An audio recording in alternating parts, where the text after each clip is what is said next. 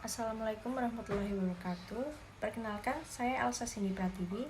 Di sini saya ingin mempresentasikan hasil dari PowerPoint saya tentang masalah korupsi di Indonesia. Pengertian korupsi: semua tindakan tidak jujur yang memanfaatkan jabatan atau kuasa untuk mendapatkan keuntungan bagi pribadi atau orang lain. Di Indonesia, tindak korupsi diatur dalam Undang-Undang Nomor 31 Tahun 1999 tentang Pemberantasan Tindak Pidana Korupsi. Baik, berdasarkan undang-undang tersebut, korupsi adalah setiap orang yang secara melawan hukum melakukan perbuatan memperkaya diri sendiri, orang lain, atau suatu korporasi yang dapat merugikan keuangan negara dan perekonomian negara.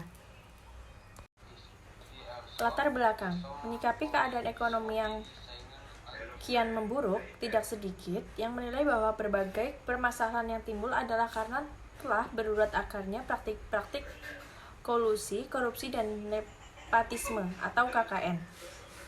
Praktik tercela ini disinyalir sudah menjadi bagian dari budaya, sehingga dalam pikiran banyak orang terkesan sebagai sesuatu yang lumrah untuk dikerjakan. Meskipun secara moral dan hukum diakui sebagai hal yang salah, korupsi benar-benar telah menjadi permasalahan akut dan sistematik yang sangat membahayakan dan merugikan negara maupun masyarakat. Modus dan pelaku kejahatan korupsi selalu berganti secara cepat. Sementara itu, laju perubahan undang-undang sendiri selalu terlambat beberapa langkah di belakang kejahatannya. Hal inilah yang kemudian dimanfaatkan oleh banyak orang untuk melakukan berbagai perbuatan yang dapat dikategorikan sebagai tindak pidana korupsi. Contoh kasus korupsi di Indonesia: 1. Kasus penyerobotan lahan di Riau. Kejaksaan Agung berhasil mengungkap kasus korupsi yang menyeret PT Duta Palma Group.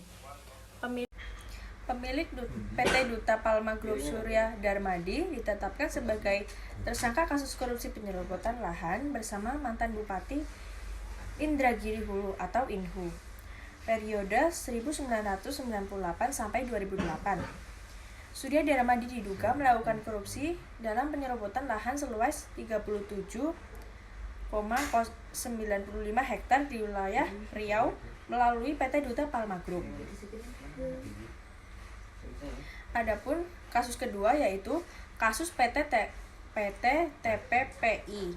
Kasus korupsi yang menyeret PT Trans-Pacific Petrochemical Indotama atau TTP menempati peringkat kedua dengan kerugian negara mencapai 27 miliar dolar Amerika Serikat atau setara dengan 37,8 triliun rupiah. Berstatus buron. Tindak pidana korupsi dalam perspektif normatif memperhatikan Undang-Undang Nomor 31 Tahun 1999, Undang-Undang Nomor 20 Tahun 2001, maka tindak pidana korupsi itu dapat dilihat dari dua segi, yaitu korupsi aktif dan korupsi pasif. Adapun yang dimaksud dengan korupsi aktif sebagai berikut. 1. Secara melawan hukum, memperkaya diri sendiri atau orang lain dan korporasi yang dapat merugikan keuangan negara atau perekonomian negara. Pasal 2 Undang-Undang Nomor 31 1999. 2.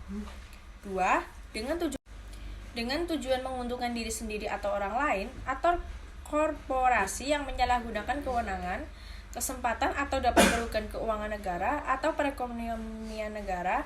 Pasal 3 Undang-Undang Nomor 31 1999. Ada 3 hal menurut saya yang harus dilakukan guna mengurangi sifat dan perilaku masyarakat untuk korupsi. Antara lain: 1. Menaikkan gaji pegawai yang rendah dan menengah. 2. Menaikkan moral pegawai tinggi. Serta 3. Legislasi pungutan liar menjadi pendapat resmi atau legal. Baik. Baiklah, itulah hasil presentasi dari saya. Saya ucapkan terima kasih atas perhatiannya. Assalamualaikum warahmatullahi wabarakatuh.